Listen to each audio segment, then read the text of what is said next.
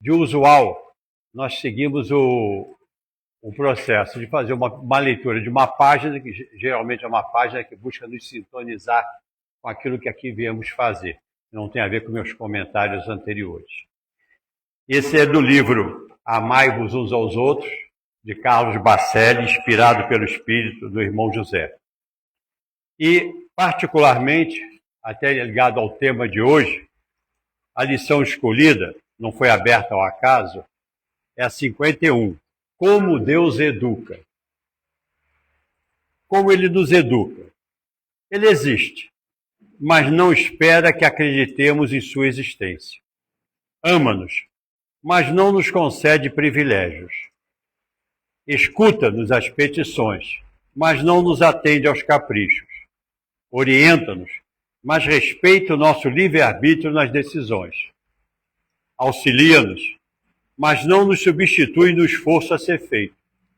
Aponta-nos o caminho, mas não impede que dele nos desviemos. Quer a nossa alegria, mas não nos evita a tristeza. Dai-nos a semente, mas nos faz responsável pela semeadura. Ampara-nos, mas se assim desejamos, não nos impede de cair. Quer-nos hoje, mas nos aguardará pelo tempo que for preciso. Sempre fará por nós a parte que lhe compete, mas não a parte que a nós compete fazer. Esse é o Deus misericordioso, que a tantas existências nos propicia, na oportunidade, mas também na responsabilidade de nós nos auto-melhorarmos. Aquele Deus que muitos de nós, e eu não fui exceção, por uma forma, eu diria, um pouco superprotetora, não amadurecida, de entendimento da fé, de entendimento das leis divinas, fomos acostumados que basta pedir, e ainda, quem sabe, juntar um monte de velas, ou algum trabalho em algum local físico especial, ou outras estratégias, como se ele se submetesse às nossas barganhas. Só tem uma coisa a qual ele não se submete, porque ele não se submete a nada, mas a qual ele dá extremo valor, que é realmente nosso compromisso de coração, não de boca, a intenção real de nos auto-melhorar, fazendo exatamente o que Jesus nos trouxe nos 2 mandamentos básicos que ele disse ao escriba, que o desafiou em um dos momentos da sua trajetória. Amar a Deus sobre todas as coisas. Amar a Deus é respeitar as suas leis. E ao seu próximo como a si mesmo. Amar o próximo como a nós mesmos começa obedecendo às leis de Deus, estamos fazendo melhor para nós e, por consequência, ao próximo. Mas é fazer pelo próximo tudo aquilo que gostaríamos que ele por nós fizesse, que é mais um degrau do que não fazer a ele aquilo que nós não gostaríamos que ele nos fizesse. É um degrau acima. E esse é o nosso compromisso fundamental. Então, hoje, em substituição à nossa irmã Duane Flores, que teve um problema de mudança de caminho de trabalho, então aos sábados ela passou a ficar comprometida, ela é formidável nas suas palestras, eu vim falar sobre espiritismo e maturidade espiritual. Poderia falar também em catolicismo e maturidade espiritual. Podia falar também em humanismo e maturidade espiritual. Podia falar também em caminho evangélico, seja qual for a denominação, e maturidade espiritual. E podia falar em budismo, podia falar em sintoísmo, podia falar em janaísmo, podia falar em outros tantos caminhos religiosos. Porque é bom lembrar que Jesus não era espírita, não era umbandista, não era católico, não era evangélico, e eu poderia seguir citando várias religiões do mundo. A religião de Jesus era o amor. Caminhos religiosos nada mais são do que caminhos. A meta é ser melhor, é nos tornarmos melhor. Às vezes, por uma questão pessoal, nosso padrão vibratório, nossas necessidades da vida, como às vezes mudamos de relacionamento, falo de forma séria, né? Quando acontece, ou mudamos de emprego, ou de local onde residimos, às vezes a gente muda de caminho religioso, né? Porque em termos vibratórios, ou naquele momento, é o nosso momento de ali aprender alguma coisa.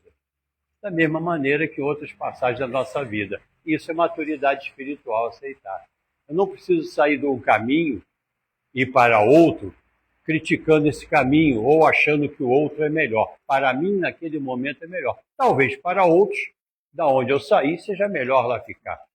Não é verdade? Isso tudo eles entendem melhor do que nós.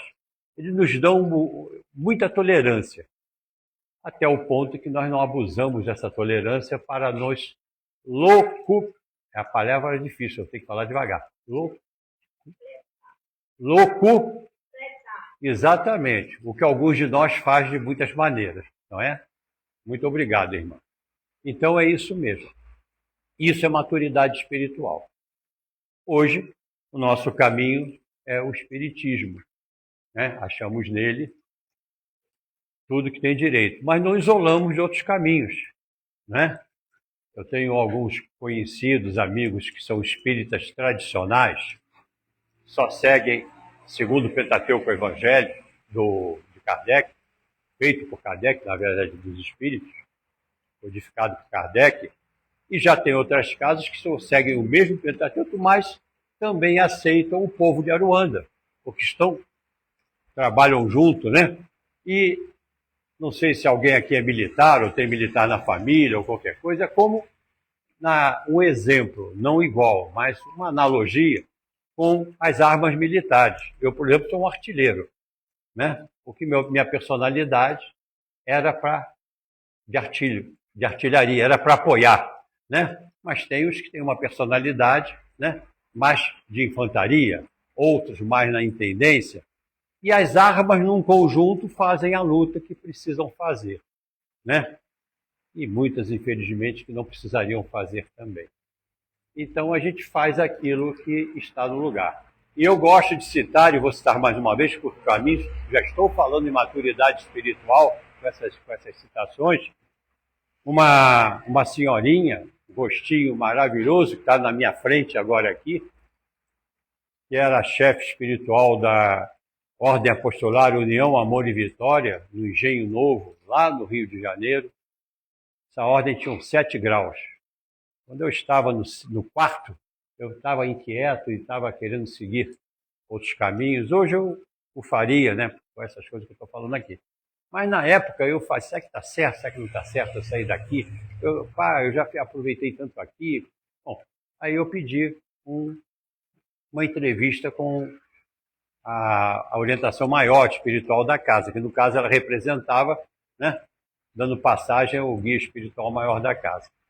E aí eu cheguei e disse assim, minha irmã, aí ela disse assim para mim, sorriu, e já começou assim, aqui quem está hoje é teu irmão. Eu disse, tá, então meu irmão, essa é minha casa. E nunca esqueci o sorriso que ainda está aqui, na minha frente, dela para mim, aquele sorriso que acolhe, que não discrimina, que não julga. Botou a mão sobre o meu coração e disse, meu irmão, sua casa é onde estiver seu coração. Mas quando entrar numa casa, só leve para dentro dela o que de bom você tiver. E ao sair dela, só leve dela o que de bom você lá tiver conseguido recolher. Isso é maturidade espiritual. E entendendo como o termo Deus educa, que maturidade espiritual é saber o seguinte, ele sempre fará por nós a parte que lhe compete. Mas não se enganem. Não vai quebrar o galho de ninguém. Não vai te dar uma coisa a qual você não tenha merecimento, porque não está. É como a gente dá a filhos coisas que eles ainda não estão com condição de entender o valor. E muitas vezes, ao invés de eles pegarem a vida nas mãos, eles continuam querendo ficar com a mão estendida de N maneiras. Vale para afetos, para questões materiais, isso e aquilo. Né? Bom, falando nisso, espiritismo e maturidade espiritual. O que a gente concebe com a ideia de espiritismo? O espiritismo é uma doutrina filosófica, científica e religiosa, codificada por Allan Kardec no século XIX, que se baseia na crença de Deus, na imortalidade da alma, na reencarnação e na comunicação com os espíritos. Seus princípios fundamentais incluem a ideia de evolução espiritual, processo de maturidade, né? Lei de causa e efeito, ou seja, tudo que você fizer, você em um determinado momento, você terá que responder por aquilo.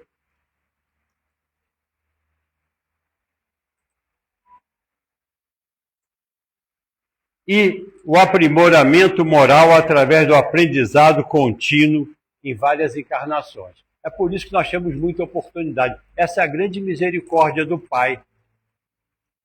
É nos dar a oportunidade de fazer o que aqui na escola a gente falava em recuperação.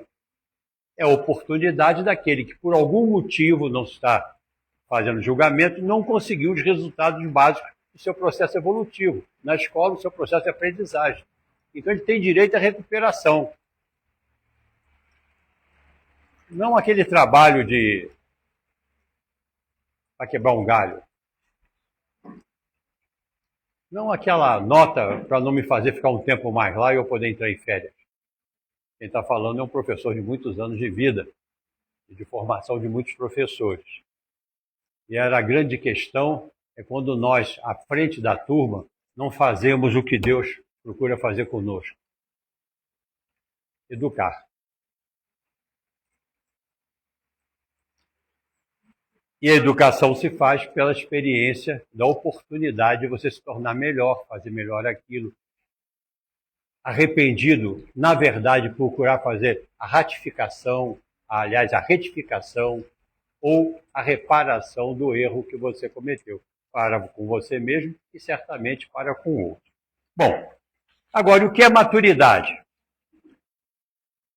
É um estado de desenvolvimento mental, emocional e comportamental. Isso é interessante, porque não adianta eu ficar maduro só na intelectualidade, no mental. Eu tenho que equilibrar minhas emoções e a manifestação delas através dos meus procedimentos. Não é verdade? Uma vez eu recebi uma psicografia que me disse assim, não vou lembrar das palavras todas dela nesse momento, embora eu a tenha guardado. Meu irmão, pegue todos os diplomas que você tem, não os jogue fora não, porque aí na Terra eles ainda têm algum valor, mas você nunca mais vai utilizá-los. Seu aprendizado é outro. Os guarde na gaveta. E a vida deu uma reviravolta. Eu recebi, olhei, desconfiei, analisei, mas não me convenci totalmente. A vida deu uma reviravolta danada, eu os coloquei todos guardados. E venho aprendendo em cima do Evangelho uns tempos para cá e dividindo de outra maneira o que eu consigo aprender. Mas aquilo tudo que eles me davam, inclusive em termos materiais, estão lá guardados. Ficou guardado. Hoje sem saudade nenhuma. No início, a perda sempre material para nós, ainda sem maturidade espiritual, é um grande incômodo.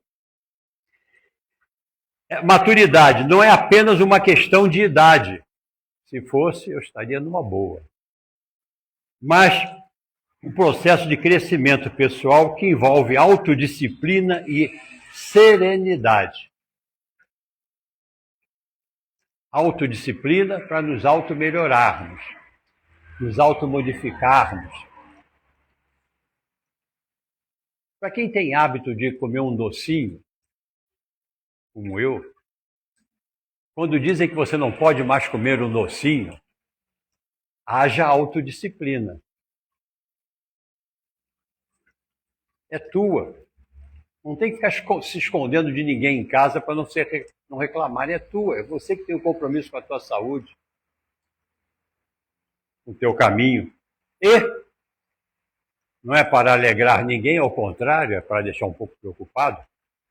Lembrando aquele livro Nosso Lar, quando André Luiz, hoje, com 1000 obras escritas, hoje um espírito que se desenvolveu, foi dado como suicida ao morrer entre aspas, de maneira natural, sem provocar a própria morte diretamente, mas inconscientemente sim, porque suicida não é só aquele que se pendura em alguma coisa, ou que dá um tiro na cabeça, joga na frente do carro.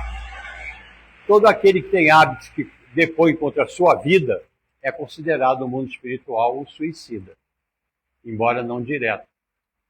Porque quando a gente faz coisas que abreviam a nossa qualidade de vida, a nossa vida principalmente, nós estamos quebrando um contrato que fizemos ao vir para a Terra e reencarnar, onde teríamos tantos anos com alguns objetivos existenciais para nos auto-melhorarmos.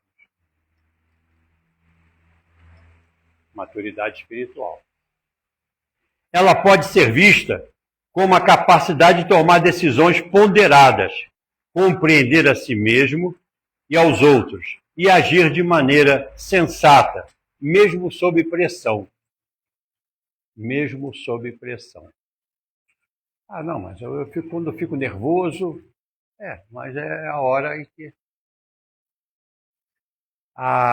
tem uma receita muito boa que foi dado a Chico, por Emmanuel, Chico Xavier, pelo Espírito Emmanuel, que era aquela da água. Ele diz o seguinte: quando você estiver muito fora, sentindo que está fora de controle, estiver meio aborrecido, pega um pouco de água,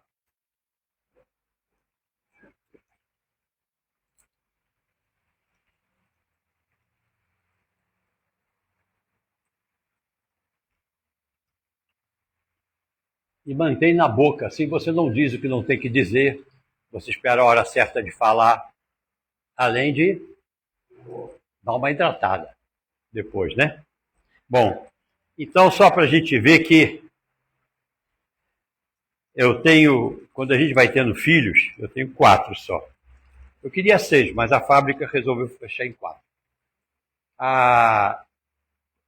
Eu vejo que alguns filhos mais novos meus, que na verdade são filhos meus, numa questão encarnatória de programação, mas são muito mais maduros, aparentemente, espiritualmente, do que eu, comparado com a idade que ele está e quando eu tive aquela idade. Nós somos espíritos, né? Quem sabe eu sou muito mais imaturo do que aquela coisa fofa que está ali ao seu lado. Né? Só que ela ainda está naquele corpinho ali. Ou esse rapaz simpático que está à minha frente, nunca se sabe. Bom, então eu vou pedir agora que vocês reflitam durante a fala, que já estou tendo há algum tempo, em 2 questões. Primeiro, que sentimentos, pensamentos e comportamentos podem ser exemplos de maturidade espiritual? Para vocês, para cada um de vocês. Segunda questão, que relações podemos estabelecer entre os comportamentos, sentimentos e pensamentos exemplificados, para cada um na sua cabeça, como indicadores de maturidade espiritual? E os ensinamentos espirituais, que é o que eu vou buscar, tentar comentar. Então nós vamos fazer o seguinte, nós vamos examinar uns itenzinhos, até a hora que o horário nos permitir, de um texto que um dia eu vi, e ele está aqui para ler ao final, sobre maturidade espiritual. Mas já me avisaram, acabaram de me avisar, que é bom que eu leia no início. Então eu vou ler devagar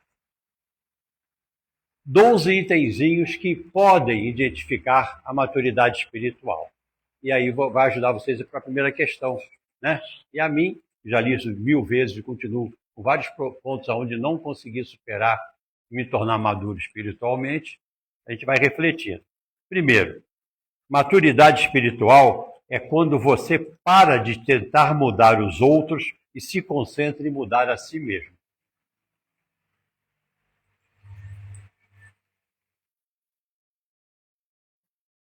Maturidade espiritual é quando você aceita as pessoas como elas são. Aceitar não quer dizer aprovar. Você pode não aprovar, mas aceita. Maturidade espiritual é quando você entende que todos estão certos de sua própria perspectiva, pelo ângulo que ele vê. Eu tenho certeza, aqui mesmo, para um exemplozinho disso, aquela senhora está visualizando esse meu lado aqui. Aquele senhor, certamente, o detalhe que ela está vendo aqui, ele não está vendo. Ele está olhando para mim e está vendo uma parte. Simone está vendo a outra parte que ele não está vendo.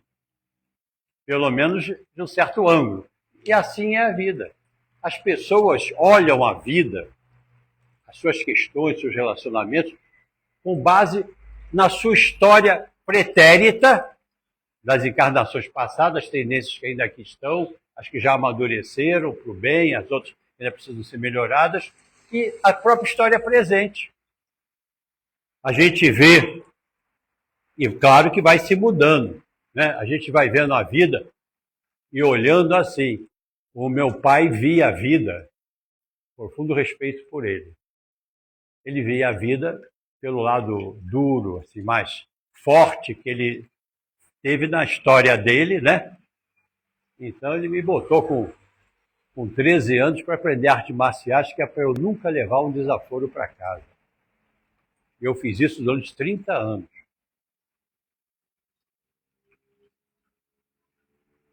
Quando eu entrei e fiz uma experiência no Exército, inicialmente eu não pretendia ser artilheiro. Eu queria me encaixar na Polícia Militar do Exército na tropa de choque. Era para sair botando ordem. Tinha uma frase do meu pai na cabeça: homem não leva desaforo para casa. A palavra do homem vale um tiro. E outras tantas coisas que eu fui tendo que reciclar. Meu pai era ruim? Não, uma pessoa maravilhosa, um caráter ótimo, fazia tudo para fazer o certo, mas tudo ali. Isso era ruim? Não. Ele veio à vida, de acordo com o ângulo dele, com as experiências dele, e daquele ângulo ele fazia o melhor que ele podia para nos tornar melhor. A água serve para outras coisas. Quando ela está prestes a verter por aqui, a gente toma um pouco que ela volta.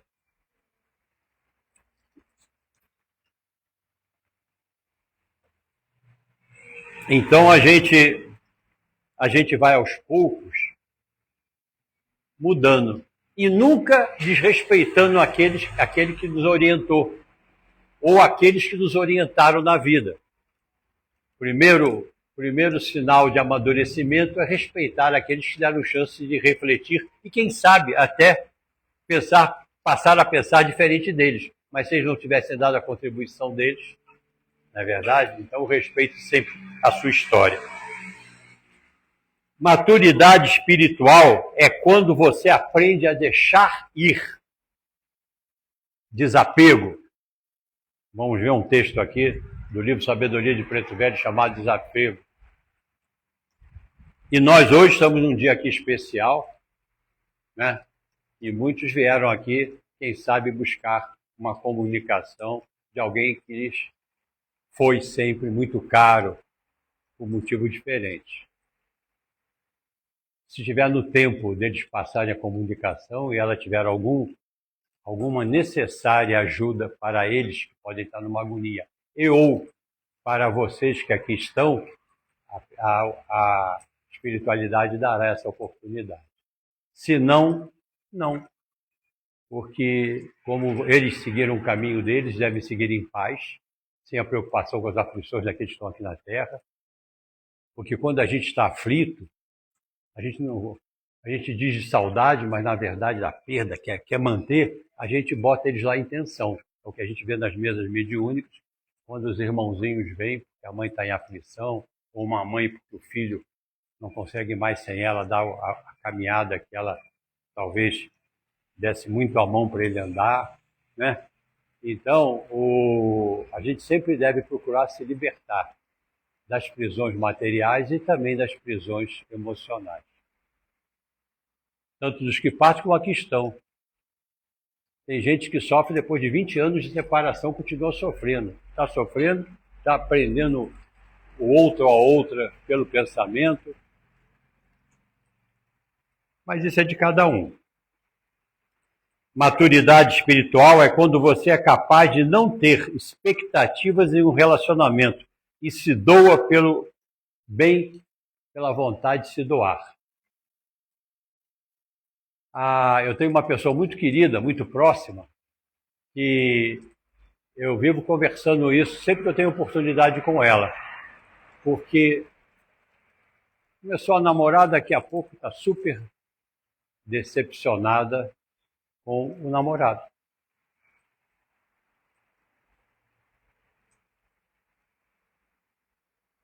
Por quê? Tem uma lista de coisas que o namorado não preencheu. Tem que ser assim, tem que ser assado, tem que ser isso, tem que ser aquilo. E às vezes a gente, numa ingenuidade natural daqueles processos naturais e iniciais de sedução, a gente procura fazer, se mostrar mais ou menos como a gente acha que o outro deseja ou que revela. Só que depois vem o dia a dia da relação, no trabalho a mesma coisa, né? Na vizinhança. Eu mudei de condomínio. Todos parecem aqui muito mais simpáticos, agradáveis, até começar a conhecê-los. Como em outros lugares, todos têm as suas dificuldades. Ou eles a conhecerem ou conhecerem, porque nós não somos essas coisas incríveis que às vezes a gente imagina e que tenta mostrar aos outros que somos. Então, uma relação, seja condominial, seja numa relação afetiva, seja uma relação de trabalho, seja qual for, você não deve ter expectativas, a não ser de ordem, é claro, natural, que haja tudo bem, mas não deve estabelecer uma lista de coisas para o outro, ou para a vida, o que virá aquilo que você tiver o merecimento ou a necessidade de aprender.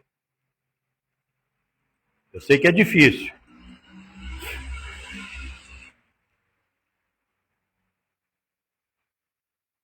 Quando eu dou a parada, é porque eu estou hoje contendo muito o meu lado humorístico. Estou segurando meu lado humorístico. Maturidade espiritual é quando você entende o que você faz. E faz para a sua própria paz, para ficar consciente. Vai ficar mais calmo, mais tranquilo. E uma referência boa para isto está aqui. É o Evangelho do Cristo. Seja o Evangelho segundo o Espiritismo ou outro evangelho qualquer. Esse é o nosso guia de maturidade espiritual, de viver melhor, de nos autoaceitarmos mais, de criticarmos menos, de amarmos mais. Isso daqui nada mais é do que, em outra linguagem mais simplificada, isso daqui, as leis espirituais que os Espíritos nos trouxeram. Principalmente a parte 3 do Livro dos Espíritos, que fala nas leis morais, que foi tema aqui do ano passado de várias palestras.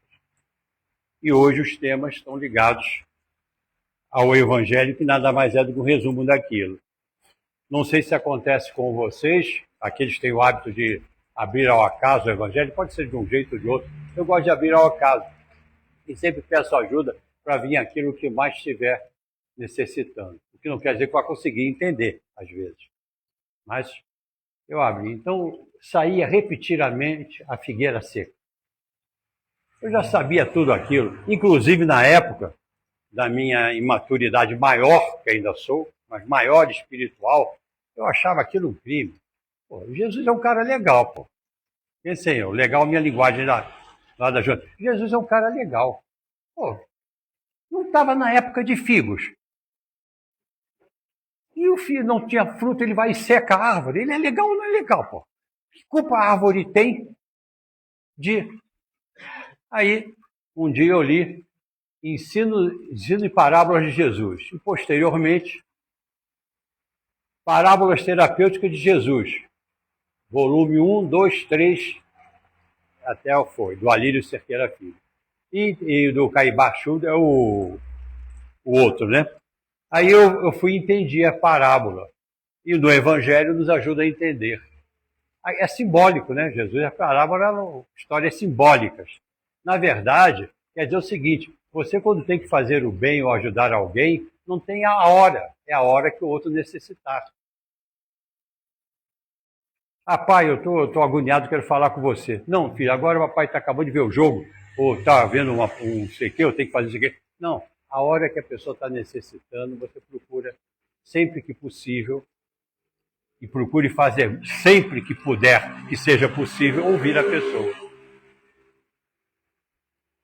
A pessoa vem numa casa, vai fazer um atendimento fraterno, uma casa espiritual, e você está aqui na cabeça preocupado com outra coisa, ou vamos acabar porque eu tenho não sei o quê. Ontem mesmo eu estava num curso de atendimento espiritual, um grupo que vai ser atendente espiritual, numa casa, e um perguntou assim, a gente deve atender em, qual é o prazo? Em 15 a 20 minutos? Aí o outro disse assim, não, é bom que seja 15, que a gente tem muitas pessoas esperando. Desculpe, mas eu tenho que discordar um pouco. Eu já ouvi isso uma vez, quando eu estava aprendendo pela primeira vez. Você tem que atender no tempo que a pessoa precisa para você auxiliá-la. Não tem tempo. O que você pode e deve é com algum bom senso evitar da pessoa que fica dando círculos, porque aí nem ela mesma está se ouvindo. Mas não tem como dizer, ó, deu 15 minutos, acabou, próxima vez você volta a fazer. Não tem como fazer isso. Já pensou se eles fizessem isso conosco? Já imaginou a quantidade de trabalho que eles têm? Maturidade espiritual é quando você para de provar ao mundo o quão inteligente você é.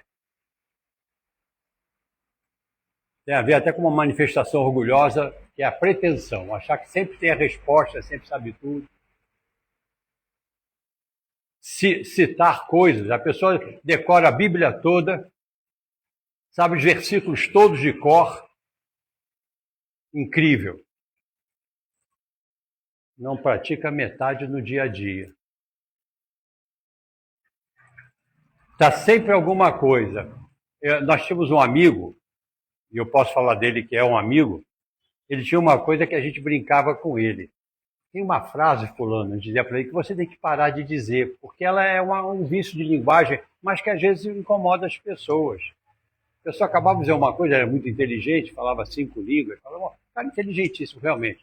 Mas você não tem que estar provando ao outro toda hora que você sabe ou que ele sabe menos que você. Você está falando, a gente dizia para ele assim, quando a pessoa acaba de falar, você assim, mas não é só isso. Aí você acrescenta. Ou então, sempre discorda. É um jogo que a análise transacional chama Sim Mães. Está no livro Os Jogos da Vida do Eric Berner, que é o criador da análise transacional. Que é Sim Mães. A pessoa está buscando uma coisa com você, é como se você dissesse isso, mesmo que você não use esse termo. Sim, mães. Ah, sim. Aí você coloca uma outra situação, outro problema. Não se resolve.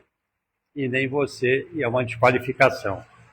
Maturidade espiritual é quando você não para de provar ao mundo o quanto você é inteligente. Não, esse foi o que eu acabei de ler. Desculpa. Oitavo, maturidade espiritual é quando você não busca a aprovação dos outros. Está sempre querendo agradar. Esse jogo chama-se no livro Jogos da Vida, do Eric Berner, agrade sempre. E quem procura agradar sempre os outros é imaturo, porque não vai conseguir. Fica frustrado, chateado, deixa de colocar os limites úteis. O que é um limite útil? É aquele que respeita a lei do dever. Qual é a lei do dever? Está aqui no Evangelho. Aonde começa o dever?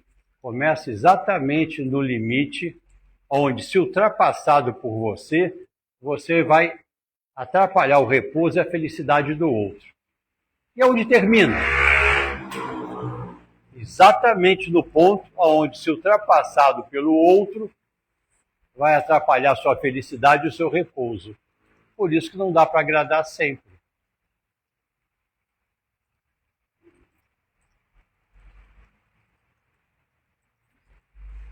Maturidade espiritual é quando você para de se comparar com os outros. Isso é outra coisa. Não dá para se comparar. Nós temos histórias diferentes. Lembra lá no início? Cada um de nós tem uma história. vai reagir à mesma situação de maneira diferente.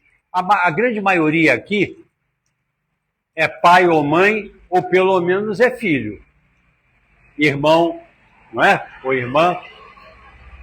Quem tem mais de um filho pode ser gêmeos idênticos fisicamente. Pode até ter muitas similitudes de energia, de personalidade, mas iguais não são. E cada um olha os pais, a mesma situação, de maneira diferente. Eu tenho 2 irmãos, filhos da mesma mãe e do mesmo pai. Um dia eu propus a eles assim, vamos sentar depois que a mamãe partiu. O papai já partiu há muitos anos, mas a mamãe partiu não tem muito tempo. Aí eu disse, vamos sentar e conversar. Ele disse, sobre o quê? Então vamos conversar assim, vamos lembrar as coisas da nossa infância, vamos sintonizar essa família que nós estamos tão separados, um está lá do outro estado, o outro está no Rio. Cada um de nós é de uma maneira diferente, né? Mamãe teve 3 filhos, ela colocou 3 apelidos para citar os filhos, não chamá-los pelo apelido. Ela disse que o estressado está no Rio, ou estava no Rio, né? Que é um que se estoura, que é o do meio. O hipocondríaco está no Espírito Santo, tem uma clínica lá, ele é da área de saúde, é um excelente profissional. E o enrolador estava em Friburgo. Aí, quando ela teve que não pôde mais ficar sozinha, ela quis ficar com o enrolador. Porque eu ia contornando ela, não é? Para explicar que ela tinha que começar, não podia fazer isso. Mamãe, faça concessões à vida. A gente vai amadurecendo, fisicamente, emocionalmente, tem que começar a ver que a gente vai mudando. Não dá mais para você fazer tudo o que fazia. Aceita ajuda.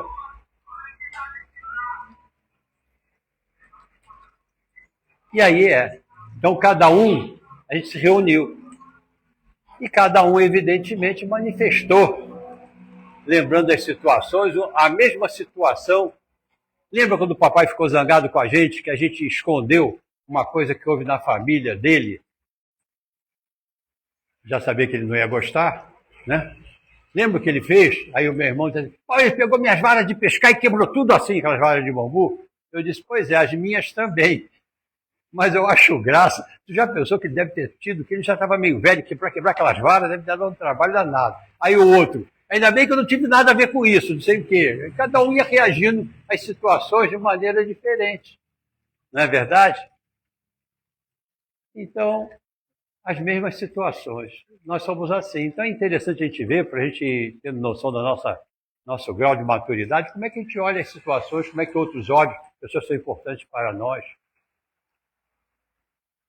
Estão ao nosso lado.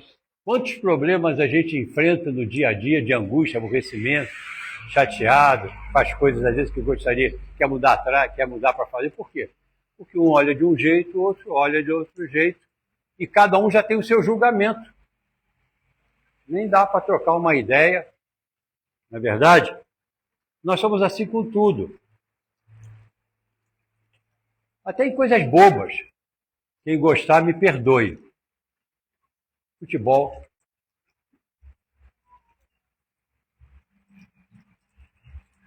Mas está dizendo que futebol é bobo?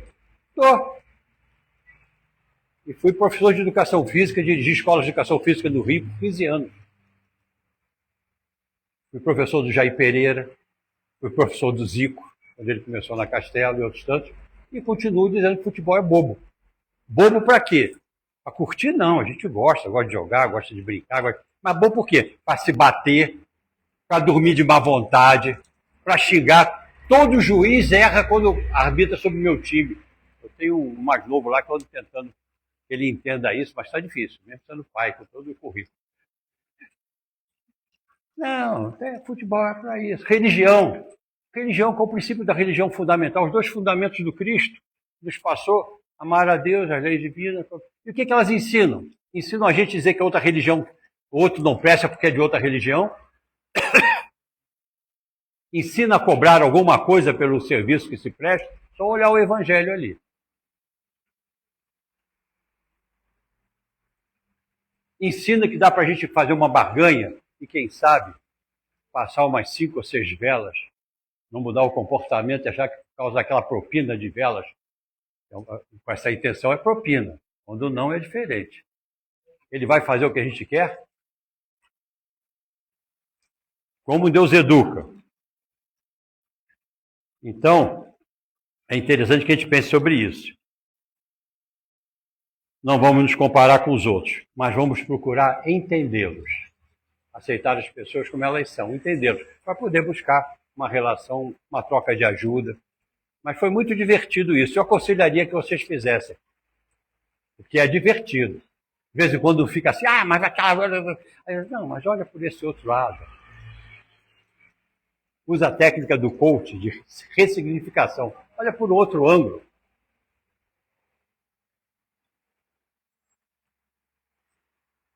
Maturidade espiritual é quando você está em paz consigo mesmo. Essas coisas vão fazendo você ficar em paz com você mesmo. Cada vez mais. Saber que está fazendo a sua parte, por estar tolerando o outro, por estar sendo agradecido por todas as graças que a gente tem, por mais que nos falte. A própria graça da encarnação, que dizem que a fila lá é grande e abessa. E quando chegar lá, a gente desperta, vê tudo que fez de errado e quer voltar logo para melhorar, porque vai ficar numa situação melhor. Não é verdade? Maturidade espiritual é quando você é capaz de distinguir entre precisar e querer.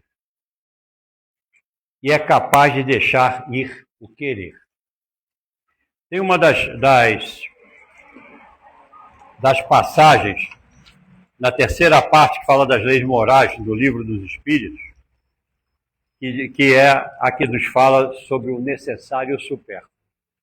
E eu estou dando ênfase, vejam que eu não peguei nada disso aqui, tá vendo?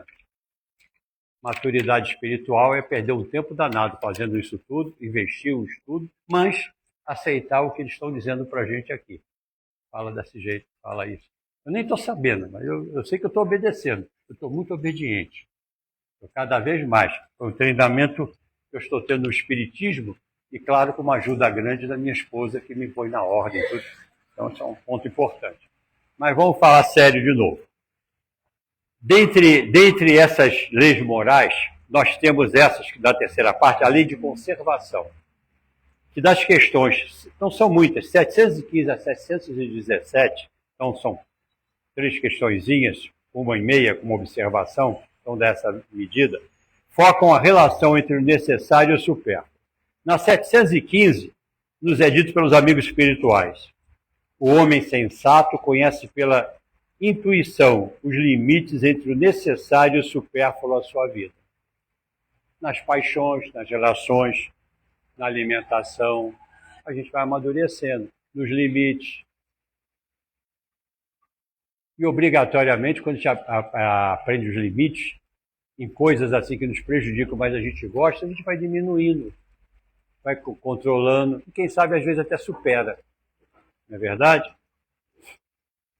Na 716 nos é dito, e que o insensato, imaturo espiritualmente, por ser insaciável, tanto ultrapassa os limites de seu organismo, como desenvolve vícios que alteram a sua constituição e prejudicam, criando necessidades que não são reais, inclusive nas questões de ordem material, de consumo, isso e aquilo, né? Que acaba que prejudica outros, desequilibra às vezes teu orçamento do tamanho que ele é. 717. Ainda comenta sobre os homens que buscam a monopolização dos bens da terra, criando barreiras a uma distribuição mais justa dos mesmos. Kardec observa, lembra que embora não exista um limite absoluto entre o necessário e o supérfluo, que seja indiscutível, cada um tem suas necessidades, é claro, cabe à razão distinguir. No entanto, a civilização e a maturidade espiritual desenvolvem o senso ético-moral e, ao mesmo tempo, o sentimento de caridade que faz florescer o senso mútuo de responsabilidade para com os outros. Tenho certeza que ninguém aqui, pela experiência que tem, por menor que seja, e certamente muitos até maior do que a minha, de vida, não só de anos, mas de vida, tenho certeza que a gente sabe que como o próprio Evangelho diz, que teríamos como dividir melhor os bens dessa terra. Isso ajudaria até que nós produzíssemos mais e atendêssemos a todos. É claro que porventura, se nós não mudássemos a forma de pensar, em breve estaríamos todos harmonizados de novo, porque uns seriam menos previdentes, outros seriam mais intelectualmente inteligentes, capazes de promover os recursos a seu bem, mas haveria uma melhoria geral.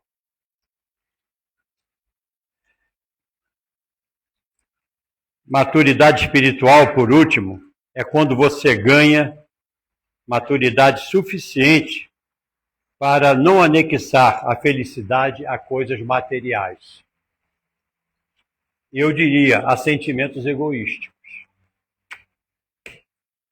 Querer que a pessoa goste mais de você do que do outro. Quantas vezes a gente está começando a namorar uma pessoa e ela nós, e as famílias já estão disputando quem é a família mais fofa. A irmã já está com ciúmes, embora pequena, do irmão que está namorando uma moça, um pouco mais velha. O irmão com ciúmes da irmã. Tem uma briga familiar que desarmonizou uma família. Não sei os anos, porque eu não era nem nascido. Mas até o final da vida que eu vi aquelas pessoas que já faleceram, todas as 4, porque um irmão era muito junto da irmã, eram parceiros. A irmã apresentou a ele e queria conhecê-lo uma amiga dela, que era muito amiga, e após eles se relacionarem e irem estreitando, chegaram a se casar e etc., aquela que foi apresentada ao irmão pela irmã começou a fazer tudo para dividir o irmão e a irmã em função dos ciúmes do que fez justamente ela chegar junto, que era a aproximação dos dois. Isso levou uma vida inteira e junto com eles todos aqueles que estavam em volta, até quem chegou depois. Interessante, né? Mas se a gente pensar, a gente vai encontrar coisas assim na nossa vida. A pessoa entra para um trabalho, como eu estava ouvindo uma história de uma pessoa que estava assim, buscando auxílio no outro dia, atendimento, dizendo o seguinte: ela começou num cargo de jovem aprendiz. Jovem aprendiz. Aí chegou num lugar e, com as habilidades naturais que tinha vontade de trabalhar, começou a realizar umas coisinhas que pediam a ela. E aí passou a ter um monte de gente em volta dela, enciumadas porque ela estava fazendo coisa que eles não conseguiam fazer, e começa aquela confusão toda.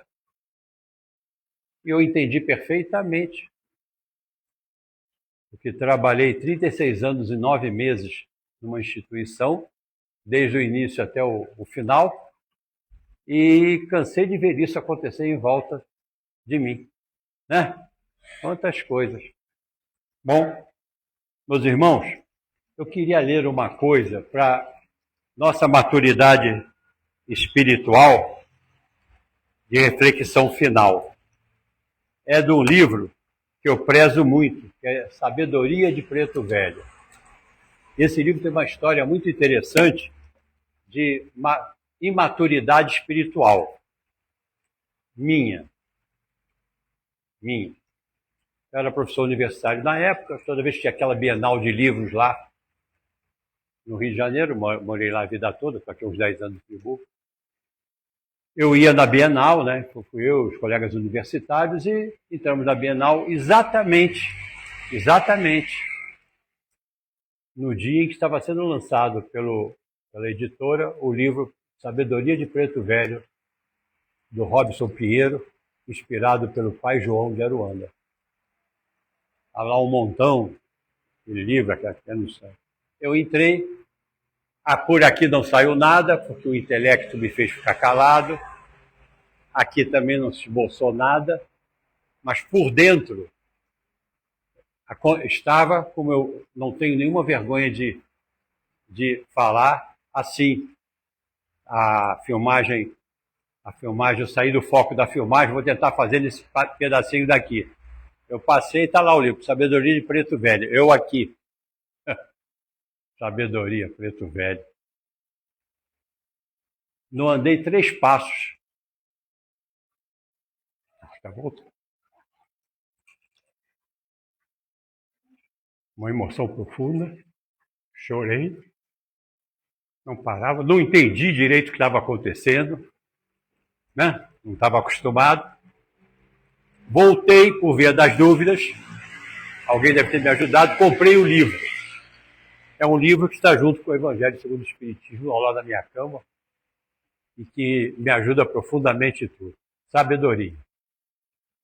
Bom, aí, os caminhos seguidos, até guia eu tenho hoje. Mas não, está aqui. Esse livro, esse texto especificamente chama-se Desapego. Mas ele não fala só do desapego material. Deixa eu achá-lo aqui, que eu não usei as minhas páginas. Então,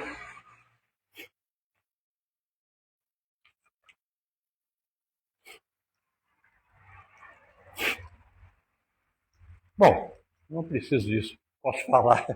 Eu tenho praticamente na cabeça. Não vou usar todas as palavras, talvez. Mas eu escrevi aqui. Ali diz o seguinte: nós somos todos espíritos imortais. Em nossa viagem pelo mundo, só possuímos aquilo que realizamos, que temos. Às vezes, o vento passa, somos como folhas de árvores. Às vezes, o vento passa e nos leva para onde a força da vida indicar, para realizar uma tarefa, para aprender, para ajudar, para trabalhar. E para isso, nos escondemos num corpo de carne, amarela, branca ou preta, feia ou bonita, um coração quente, para realizar a tarefa que temos que fazer e aprender. Quando o vento sopra novamente, nós vamos para onde a força da vida indicar, para uma nova experiência, um novo aprendizado, um novo trabalho. E nessa caminhada pelo mundo, nós só temos, na verdade, aquilo que doamos à vida: o amor, o bom caráter, as virtudes. As coisas materiais são como muletas. E eu diria os relacionamentos também. São para nos ajudar a aprender e a caminhar. Ficará tudo para trás quando partirmos novamente. Pois coisas passageiras não pertencem àquilo que é eterno. E o que é eterno não pode ficar preso às coisas passageiras.